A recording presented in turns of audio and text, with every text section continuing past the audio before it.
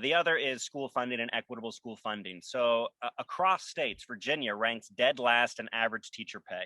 It's about $15,000 below the national average. And so we want to bring Virginia up, more than $10,000 in average teacher salary per year to get us competitive among states, but to also realize that Southwest Virginia schools see teacher salaries that are even less than what the Virginia average is. And so we need to fully fund our standards of quality. This is the state formula that decides how much the state is going to give versus the locality. And then we just need to figure out a way to fully fund it. It's just about making an investment. We defunded it. The Republicans did when they were in control in 2009. We still have not gotten fully back to where we are since the Great Recession. And Virginia is actually doing the best economically of any state in the country since the pandemic. We've been able to collect actually more than $1 billion in surplus funds. And so we have the money. We just need to now finally do the reinvestment that is long overdue. And it also extends to school construction as well. We have dozens of schools in Southwest Virginia that are more than 50 years old.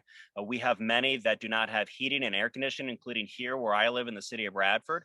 We have many that have roofs that are so old they are dripping water into gymnasiums and into laboratories. And frankly, some of them are in such disrepair that the foundations are starting to crumble, and we need to talk about new buildings altogether. In an area that has seen population decrease, that has seen an inability to raise local revenues, the state has really been adamant and pushing back against a responsibility for us to chip in and try and help. I am trying to lead an effort along with Senator Jennifer McClellan, who was a candidate for our gubernatorial nomination, to go big on school construction and modernization.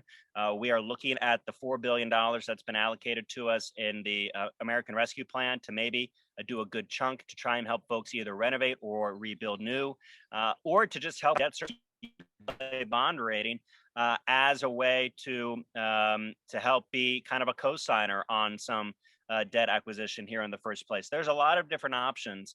And whether you are Republican or Democrat, it hasn't necessarily been the prerogative of the state to care about school construction. Remember, Virginia's Democratic Party is concentrated largely in what we call the urban crescent, which would be Northern Virginia, down the Chesapeake Bay and the coast and into Hampton Roads.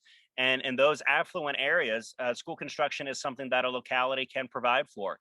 But out where I live, it's simply not feasible. So being that Democrat who can have that voice within their own caucus to advocate on issues that regionally aren't necessarily of tremendous importance is one of the main values that I think that I provide to the Democratic Party in Virginia. Being not only a rural member, but also somebody from Southwest Virginia, which used to be the powerhouse with textiles and with furniture making and with tobacco, but now is struggling to try and find new industries to replicate those. We are working very hard on coal to solar.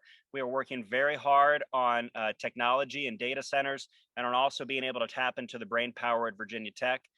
We see a lot of new opportunities here for folks along the Interstate 81 corridor, but we still need to address this chronic issue of school funding. And it's something that I really feel like if Democrats continue to go into a majority for too much longer without addressing it, we're going to start to smell a little stale to folks for not delivering on what we promised.